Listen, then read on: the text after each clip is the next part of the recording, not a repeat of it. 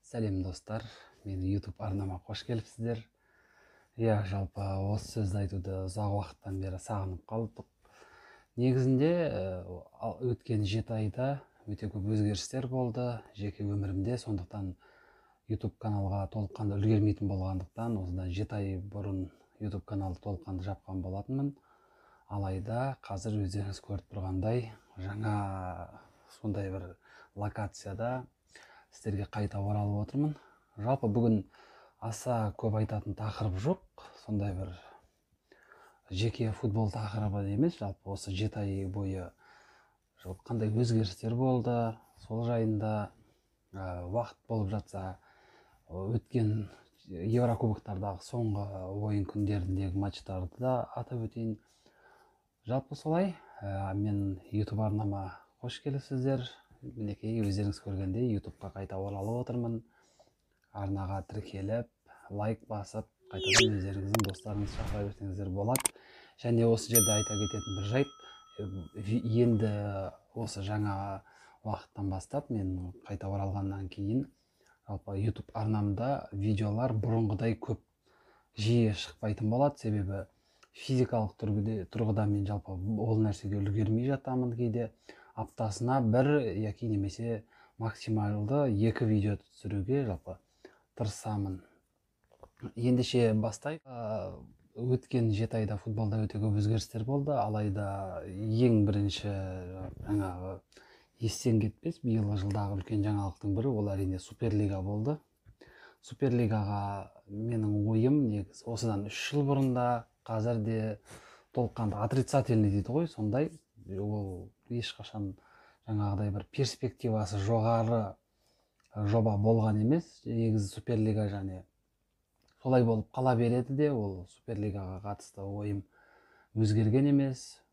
Суперлиганы құрған командалар немесе құрған басшылар негізі футболды өлтіріп алды. Мен бұл жайында әлеуметтік желілерде де сол уақытта жиі жазып кеттім. Негізі Суперлига деген ол футболды кәдімгідей футболда ақша үшін ғана ойнайтын адамдардың сондай бір ермегі сияқты нәрсе, сондықтан Суперлигаға ерудің қажеті жоқ.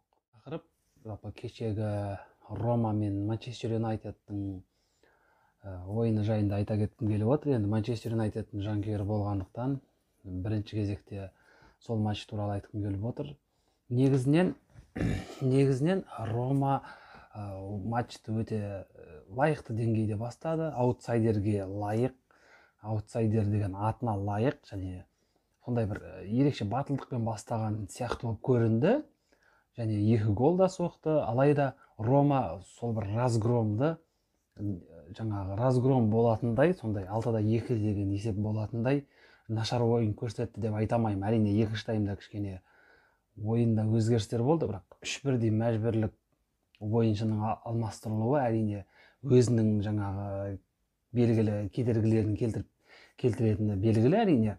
Алайда сонда да Рома бір 4-2-ге немесе 3-2-ге жеңілсе болды. Алайда 6-да 2-ге жеңілетіндей сондай бір нашар команда емес деп ойлаймын. Биылғы Еврокубоктарда өз Романың бірнеше ойынын қарадым да.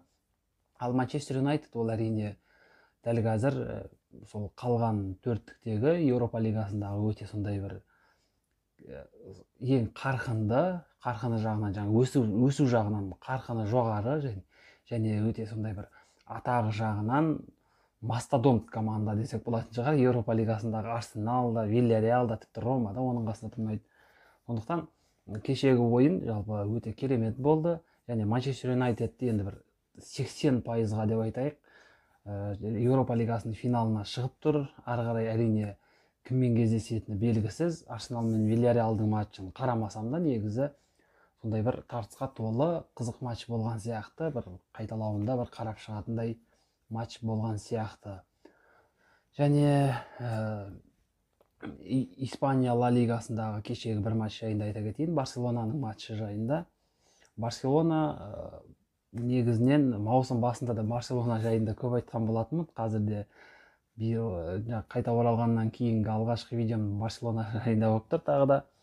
негізі Барселона өзін сондай бір чемпиондықтан үзіп қойды деп ойлаймын кешегі матчымен. Себебі Барселонада бүкіл мүмкіндік бар еді, ол мен айтпасам да түсінікті жағдай ғой. Алайда олай ең шешуші кезде дәл бұлай жеңілуі Барселонаның ол психологиялық тұрғыдан да, моральдық тұрғыдан да өте қатты әсер етті. Алда Атлетикомен жеке кездесу бар екенін ескеретін болсақ, Рональд Куманның командаға көмектесе алмайтынын, сол алаңның жиегінде көмектесе алмайтындығын ескеретін болсақ, алдағы 1-2 матчта Барселона жалпы чемпиондықтан үмітін үзсе болады деп ойлаймын. Енді Барселонаның сондай бір жаңағы тек қана чудо дейді ғой орысша, сондай нәрсе ғана чемпиондыққа жетелей алады деп ойлаймын.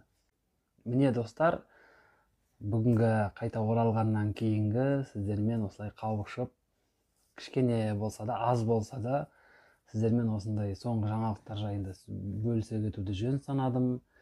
Мен сіздермен қайта қауышқаныма өте қуаныштымын. Осы YouTube арнамда, YouTube арна әрі қарай дамыта беремін, Құдай қаласа. Үлкен жетістіктерге жете беремін. Ал сіздерден тек қана қолдау, лайк, арнаға тіркелуді ғана күтемін. Жалпы миллиондаған адамдардың жаңағы керемет сүйікті ойынына арналған футбол жайында айтудан ешқашан шаршамаймын. Сіздер де мені қолдаудан шаршамаңыздар. Сіздермен бірге болған мен Ботиньо KZ арнасы.